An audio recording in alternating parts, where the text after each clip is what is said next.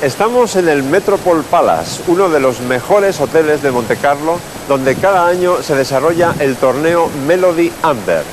Melody es el nombre de una de las hijas del mecenas holandés John van Oosterom, que se hizo multimillonario con una empresa dedicada a la venta de programas informáticos y que es el patrocinador del torneo.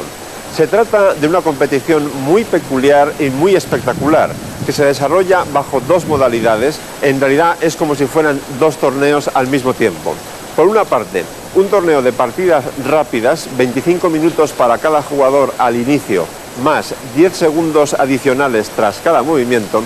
Y por otro lado, un torneo de partidas a la ciega, es decir, sin ver las piezas, también con 25 minutos al principio de la partida, más 20 segundos adicionales después de cada jugada.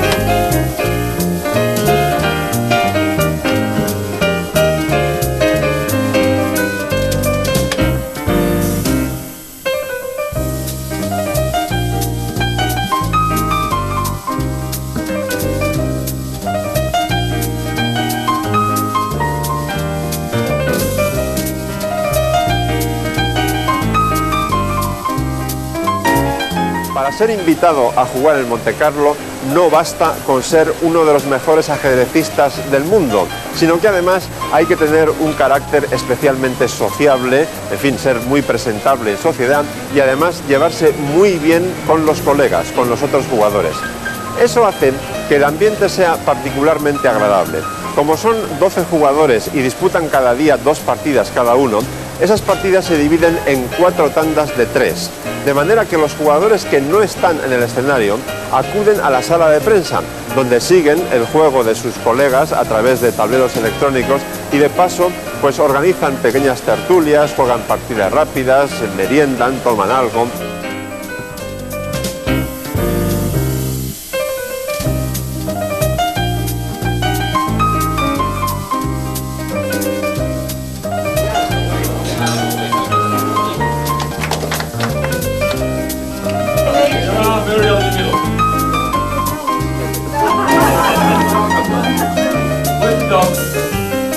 De todas formas, el torneo produce mucho cansancio, porque tanto las partidas rápidas como especialmente las partidas a la ciega requieren mucha energía, mucha concentración, producen una tensión enorme. Pero a pesar de todo eso, los jugadores dicen que ojalá todos los torneos fueran como este. Están presentes aquí los primeros jugadores del mundo. Se le considera uno de los torneos más importantes del año. Y desde el punto de vista económico, también es muy importante. Con la participación de todos los jugadores más fuertes, salvo Kasparov, yo creo que es un torneo de la historia. 50 años más tarde van a ver este torneo, por ejemplo. Yo creo que tener una buena actuación aquí es muy importante.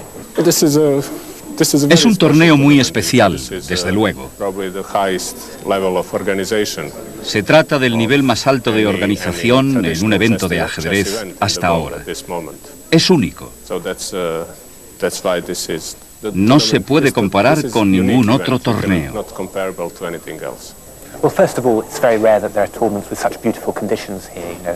En primer lugar, están las condiciones. El lugar, el hotel es fantástico. La organización insuperable. Pero además hay buen ambiente aquí. Tal vez porque al no puntuarse las partidas hay menos tensión y es más fácil relajarse. Se da un juego de mucha calidad. Siempre hay partidas fantásticas.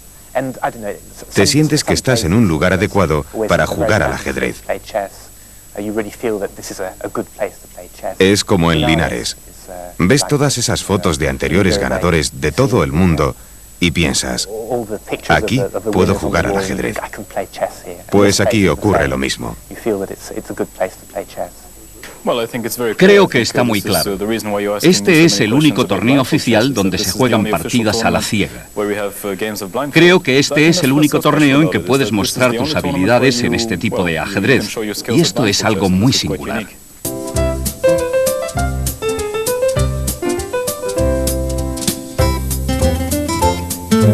Nunca se recalca lo suficiente la enorme importancia de desarrollar las piezas con rapidez y con eficacia.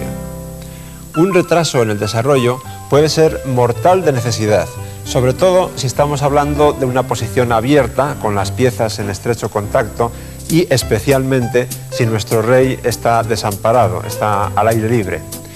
Entre las muchas posiciones posibles que puedo poner como ejemplo, he elegido una que parte de la apertura italiana, cuya posición más característica se consigue después de caballo C6, alfil C4 y alfil C5. En italiano a esta apertura se la denomina gioco piano, que quiere decir juego lento, pero eso del juego lento es relativo. Ahora, efectivamente, si las blancas eligen un plan tranquilo, a base de caballo C3, D3, enroque, etc., el juego es bastante lento. Por el contrario, si como en el ejemplo que quiero mostrar juegan C3, con la idea de ocupar el centro con D4, entonces el tablero empieza a cobrar vida de pronto. La respuesta lógica de las negras sería caballo F6 y las blancas prosiguen con su plan D4, las negras toman en D4, se recaptura nuevamente en D4 con el peón y aquí por supuesto la jugada mejor, la más activa, es sin duda alfil B4 jaque. Ahora hay dos variantes principales, alfil D2 que lleva a posiciones más o menos sólidas o caballo C3, en cuyo caso el tablero ya se incendia de inmediato porque esa jugada implica el sacrificio de este peón. Caballo por E4, aprovechando que el caballo de C3 está clavado sobre el rey por el alfil de B4. Pero las blancas prosiguen con su política de hacer regalos, no hacen ni caso a la doble amenaza en C3 y se enrocan. Aquí las negras harían bien en empezar un ejercicio de prudencia, por ejemplo, alfil por C3, B por C3 y dejar el peón ese quieto ahí sin tocarlo más y jugar D5 para acabar de desarrollar las piezas. Sin embargo, en este caso, a las negras les gusta comerse un nuevo peón. Caballo por C3, B por C3, alfil por C3. Las blancas continúan con su plan muy agresivo. Desarrollan este alfil a A3, donde bate una enorme diagonal y además, mucho más importante, evitan que las negras puedan enrocar. Ahora sí que resulta completamente obligatorio para las negras que hagan ese ejercicio de prudencia que mencionaba antes y jueguen D5 para poder, por ejemplo, taparse de un posible jaque en E1 colocando el alfil en E6. Sin embargo, en su vorágine nutritiva, las negras toman en A1 y entonces son severamente castigadas porque las blancas simplemente desarrollan la última pieza que aún no se ha desarrollado, torre E1 jaque. No hay más remedio que jugar caballo E7. Y ahora la posición no tiene ningún secreto, simplemente se captura el caballo con el alfil y eso a las negras les cuesta la dama. No hay otra respuesta razonable que tomar el alfil en E7, torre por E7 jaque, rey por E7 y la liquidación se termina con dama por A1. Ahora, si contamos el material que queda sobre el tablero, vemos que las blancas han quedado con dama y caballo a cambio de 2 torres y 2 peones. Pero hay un factor todavía más esencial, más importante, decisivo, y es que las 3 piezas negras están todavía en su casa, sin desarrollar. Por el contrario, las 3 piezas blancas se mantienen aquí muy activas. Como pueden ver, el ajedrez es muchas veces como la vida misma. En este caso, El gusto por la buena mesa es algo loable y positivo, pero la gula, los atracones, pueden ser muy peligrosos. Los errores no siempre son castigados, pero desde luego es mejor no cometerlos por si acaso. Esta posición proviene de la famosísima apertura española, que debe ese nombre al clérigo Ruy López de Segura, considerado como el mejor jugador del mundo en el siglo XVI. Las blancas acaban de jugar C3, con la evidente intención de jugar D4 ocupando el centro y atacando a ese alfil. Aquí lo sensato para las negras sería, por ejemplo, enrocarse, con la idea no solamente de proteger al rey, sino de desarrollar esta torre y llevarla rápidamente a E8. También sería una jugada razonable D6 para soportar bien ese peón central en E5, o incluso una jugada profiláctica del tipo de alfil B6 para que el peón cuando vaya a D4 no ataque el alfil. Sin embargo, recuerden aquello de que más vale tener un plan malo que no tener ninguno. Y entonces las negras idearon un plan malo, pero que se tornó muy eficaz. Caballo G4. Se aumenta la presión sobre el punto F2 y además hay una idea escondida que consiste en desviar a este caballo de F3 con el fin de que la casilla de H4 deje de estar controlada por el caballo y la dama pueda venir aquí a hacer mucho daño. Las blancas contra caballo G4 lógicamente contestaron D4. Y ahora las negras siguieron con E por D4 y aquí está el momento clave de este ejemplo, porque las blancas deberían haberse preguntado para qué las negras estaban haciendo todo esto. No por capricho, evidentemente. Si hubieran hecho eso, se hubieran dado cuenta de que la jugada correcta sería H3, expulsar el caballo de aquí y solo entonces tomar en D4 con una posición bien sana y desde luego claramente preferible. Por el contrario, jugaron de forma automática, hicieron la jugada natural, C por D4, y entonces cayeron en la trampa que habían urdido las negras. Caballo por D4, sacrificio de caballo, las blancas toman en D4, y entonces las negras, como decía, pueden transportar su dama a H4, con una doble amenaza sobre H2 y F2. Como no se pueden defender los dos peones a la vez, las blancas optan por evitar la entrada en H2, que les parece más peligrosa, y dejar que la dama entre por F2. Dama por F2, jaque. Pero realmente el desenlace es fulminante. Hay que jugar rey H1 y ahora las blancas reciben el famosísimo mate de la coz. Dama G1, jaque. Y no importa con qué pieza capturen las blancas esta dama, bien sea con el caballo o con la torre, por ejemplo, torre por G1, reciben el susodicho mate de la coz, que, bueno, si echan un pequeño vistazo a esta posición, enseguida entenderán a qué debe ese nombre. Recuerden que un buen desarrollo de las piezas es fundamental y nunca consideren que su adversario es tonto por definición. Todas las jugadas, por muy inocentes que parezcan, pueden tener una venenosa intención escondida.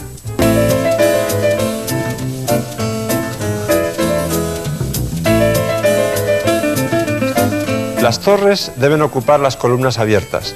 Todos sabemos eso, pero el problema está en cómo hacerlo. Si estamos hablando de una columna abierta en una posición central, entonces el asunto es relativamente fácil. Generalmente lo que se hace es colocar una pieza menor en lo que llamamos el puesto avanzado. Por ejemplo, colocamos de centinela a un caballo cuya fuerza en una casilla central muy importante puede ser incluso mayor que la de una torre. Ahora bien, ¿qué pasa si la columna abierta no está en el centro, sino en uno de los flancos? El mejor ejemplo que recuerdo de ese tema lo puso Ninzowitsch, uno de los grandes teóricos de la historia del ajedrez, en su libro Mi Sistema, del cual he sacado esta posición. Las blancas tienen un peón de ventaja, pero hay que tener en cuenta que ese peón está doblado. Aquí tenemos estos dos en H3 y H5. Por otro lado, hay una columna abierta, la columna G, que lógicamente las blancas deben dominar, porque tienen más elementos de acción en esa columna. Ahora bien, ¿cómo hay que hacerlo? La mano se va hacia caballo G6, pero eso sería un error. Ese tipo de jugada es buena si estamos hablando del dominio de una columna central, pero no en un flanco, porque aquí el caballo pincha en hueso. Después de torre H7, las negras no tienen de qué preocuparse. Por ejemplo, doblando las torres en esta columna, yo no veo cómo las blancas pueden progresar y creo que ustedes tampoco. Ahora bien, volvamos atrás. Tenemos la columna abierta. ¿Cómo podemos aumentar la presión sobre la columna? Un método habitual suele ser el de doblar las torres.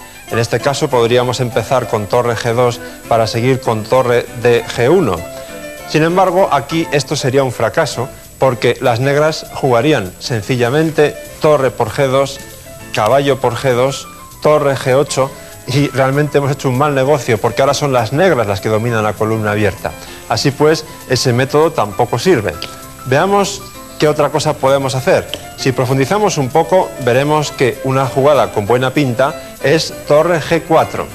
Sin embargo, tampoco es suficiente, porque después de torre G4, bien es verdad que hemos desdoblado los peones, lo cual sin duda es un progreso, pero después de torre G8 no tenemos nada mejor que caballo G6, y yo sinceramente creo que es muy difícil ganar esta posición, porque las blancas efectivamente tienen un peón de ventaja, que es este, pero ¿cómo progresar? Su avance hacia G5 está evitado por F6 y H6. Me atrevería a decir incluso que ganar esta partida es imposible. Pero volvamos atrás, porque hay todavía otro método que no hemos investigado. ¿Qué pasa si nos mostramos un poco más agresivos con las blancas y donde colocamos la torre es en G6? Es decir, en esta posición, una columna abierta en el flanco, el centinela no es un caballo, sino una torre, mucho más eficaz que el caballo, porque está presionando sobre los puntos H6 y F6. La idea de las blancas, evidentemente, es doblar las torres, con lo cual el dominio de la columna sería absoluto. Y si entonces las negras juegan torre por torre, tomamos con el peón de H, al igual que antes hemos desdoblado los peones doblados, pero con una diferencia fundamental, que ahora este peón es muy peligroso. Cualquier acción que emprendan las negras en otras partes del tablero va a estar siempre supeditada a la vigilancia de este peón, que amenaza con llegar a la séptima o a la octava filas. Además, surgen otros planes para las blancas. Por ejemplo, jugando previamente caballo F3, podrían jugar después torre G1, torre G4, torre H4, atacar este peón, etc. Fíjense una cosa curiosa de transposición de papeles. Antes aquí había una torre defendida por un peón en H5. Ahora tenemos a este peón, ha pasado a G6 y está defendido por la otra torre en G1. Se trata sin duda de un caso clarísimo de profundo agradecimiento por los servicios prestados. Veamos otro ejemplo de Grant Nimzowitsch sobre la columna abierta en un flanco. En esta posición, las blancas ejercen presión sobre la columna H, especialmente en H7, pero aún no han conseguido materializar ese dominio en algo concreto. En principio, lo que hacen es llevar el caballo hacia el campo de batalla, caballo F4, con la clara idea de que en un momento dado pueda ir a H5 presionando el peón de G7. Por lo tanto, las negras toman medidas contra eso y traen también la otra torre al campo de la defensa. Llega el momento oportuno para que las blancas ocupen con un centinela, que ya sabemos por el ejemplo anterior que el centinela en este caso debe ser la torre y no el caballo, el punto H7, que es el punto crítico. Las negras no pueden hacer gran cosa activa, así que toman medidas profilácticas colocando el alfil en E8. Las blancas lógicamente doblan las torres y ante la amenaza de tomar en H8 no hay más remedio que capturar la torre de H7. Aquí también sería bueno tomar con la torre, con el plan de seguir caballo H5, presionando dos veces en G7 y después, cuando el rey vaya a F8, incluso sacrificar este caballo en F6 para abrir completamente la séptima fila y barrer con la torre blanca que estaría en H7 todos los peones de aquella fila. Sin embargo, para una mejor ilustración del tema que nos ocupa, vamos a ver qué pasa si las blancas toman con su peón G.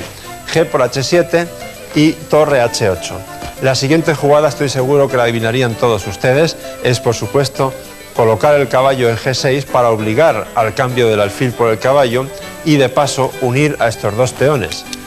Fíjense qué transfiguración. Estos peones que hace un rato eran dos peones bloqueados en G6 y en F5, no demasiado peligrosos, ahora son tremendos. Son dos peones unidos uno al otro, pero la cuña está en H7 nada menos, con lo cual esta torre ha quedado casi inutilizada. Ahora, las maniobras que hay que hacer aquí para ganar la partida son largas, pero está claro que la partida está ganada, porque las negras es casi como si jugaran con una torre de menos. Les voy a explicar un poco solamente las ideas generales. Colocaríamos la torre en la quinta fila para cubrir todas las posibles rupturas de peones ahí y para que el rey negro no pudiera pasar. Y después, tal vez primero bloqueando estos peones que pueden llegar a este tipo de posición, una cosa así.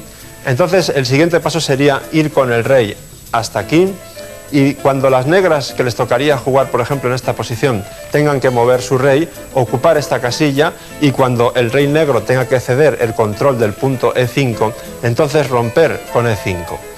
Las negras tendrían que capturar en E5, tomaríamos con el rey, y a continuación la maniobra totalmente decisiva sería torre F5 seguido de torre F7 jaque. Y caería el peón de G7 y las blancas evidentemente ganarían. Muchos de ustedes estarán pensando, bueno, es muy fácil ganar cuando uno juega contra sí mismo, pero hablando en serio, les aseguro que este tipo de maniobras les pueden resultar muy útiles para llevarse más de una alegría.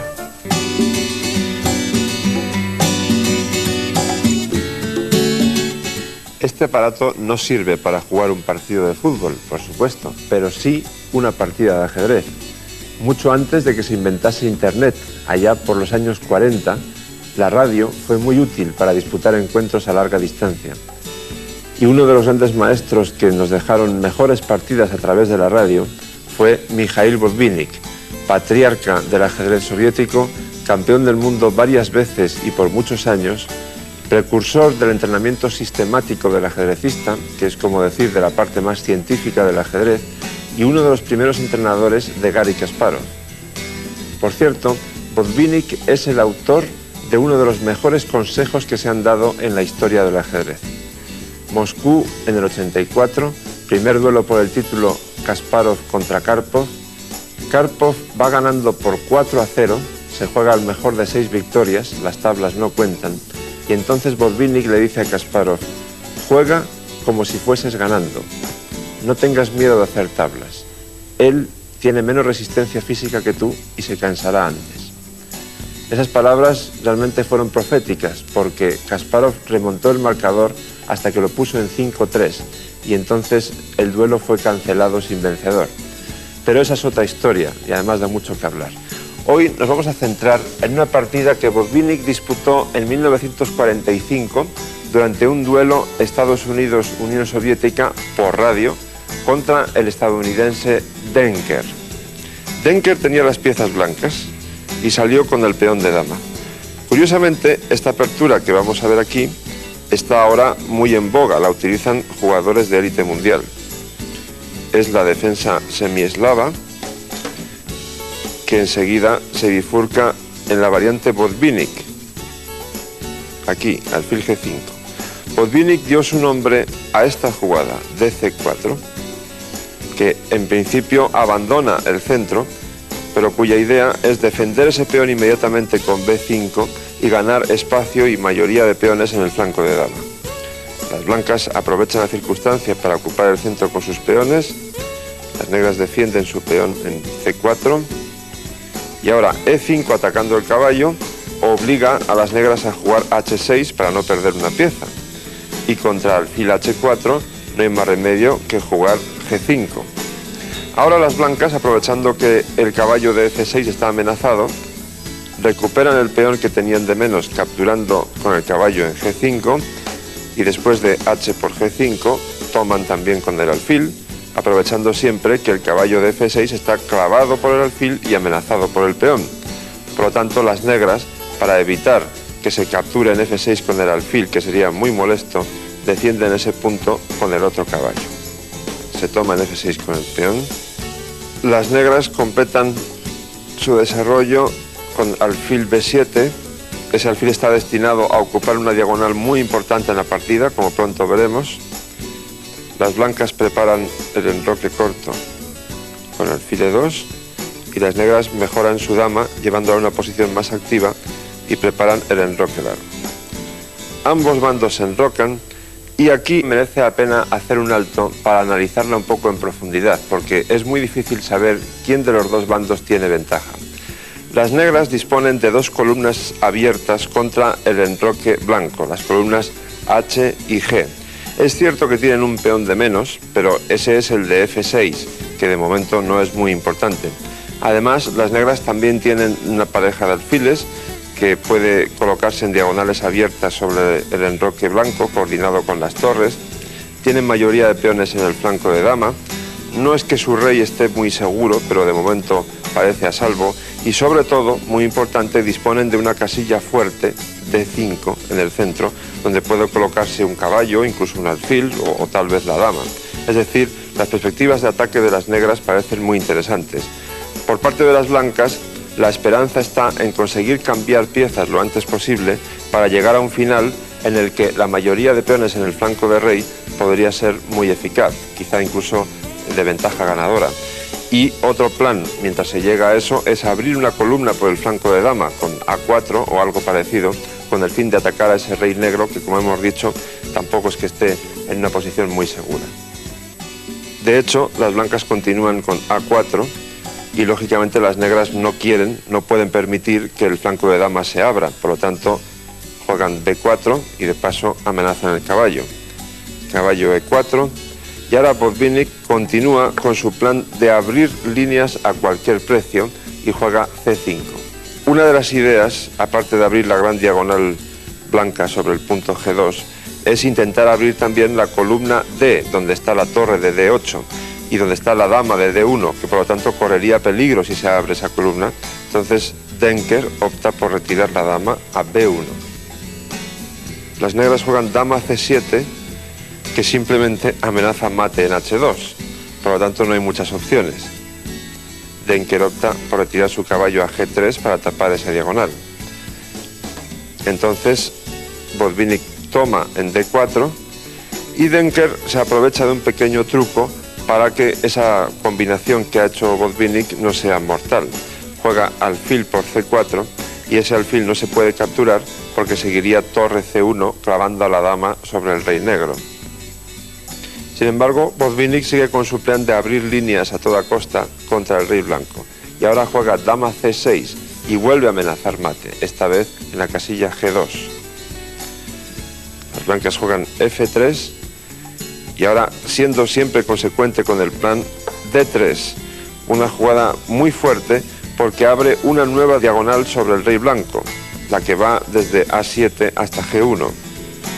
Por supuesto, no se puede capturar ese peón de D3 con la dama porque seguiría, por ejemplo, caballo E5, atacando dos veces a la dama con la torre y el caballo y también al alfil de C4. Las blancas tienen que jugar de otra manera y optan por dama C1, a ver si con un poco de suerte pueden cambiar las damas en la columna C y aliviarse de la tremenda presión que están sufriendo.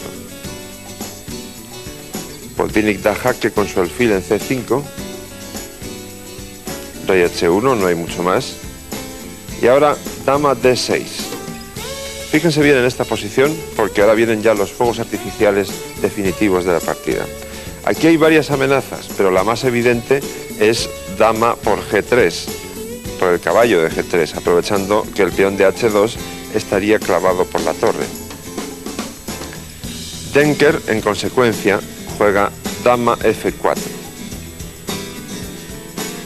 Aparentemente todas las amenazas están paradas.